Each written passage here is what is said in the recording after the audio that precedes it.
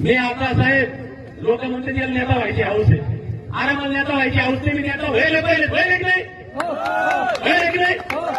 आम्ही आता नेते घडवणारे साहेब. महाराष्ट्र जाऊ दे आमचा फॉर्म्युला तुम्हाला सांगून देतो. आज इथं जालना जिल्ह्याच्या प्रत्येक तालुक्यात ज्याला वाटत असेल की मी पंचायत समितीला निवडून याव, ज्याला वाटत असेल मी जिल्हा परिषदला निवडून याव, आम्ही 3 महिना झाले घरी नाहीये. आमची सगळी टीम मी आता नाव एखाद्या लागेल. ही सगळी टीम एक टाइम जेवण सुरू आहे. साक्षीदार सगळे तिथं जीवाचं रान करू. आमच्या गाडीत आम्हीच आमच्या ठिकाणी फिरलो. वर्गणीचे पैसे खर्च नाही केले साहेबांनी.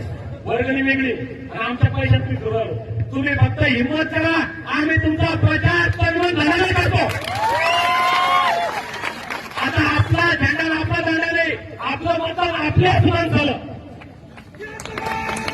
याला काय होणार याला काय होणार आहे. काय होणार आहे ना.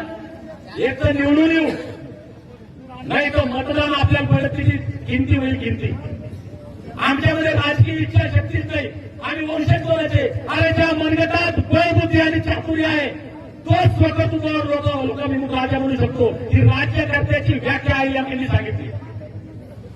डॉक्टर बाबासाहेब आंबेडकर म्हणाले ते जा तुमच्या घराच्या भीतीवर लिहून त्याला शासनकर्ते जमा करायचे. हे राज्यकर्ते का बनायला सांगितलं आम्हाला. अरे सगळं राज्यकर्ते जातात रे. आम्ही राजकारणाकडे कानाडोळा करतो.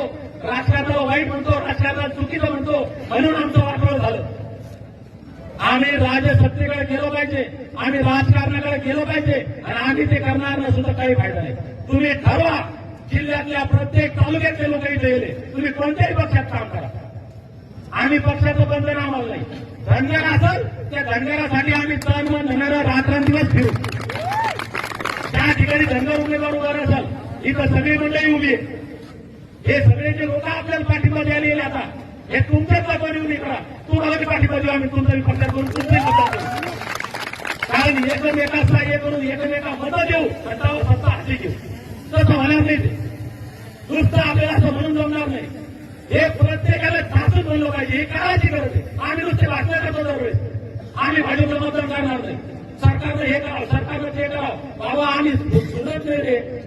मताची किंमत आहे. मताची ज्या दिवशी तुम्ही मतदानात रूपांतर करसाल, मतदानात बदल करसाल तेव्हा हे राज्यकर्ते भेटतील. आणि आमचा हाच प्रयत्न आहे की हे जालना जिल्ह्याचे जर सगळे आमदार खासदार महाराष्ट्रात ऐकत असतील तर त्यांनी समजून घ्यावं. हा दीपक बोराडेचा आवाज नाहीये.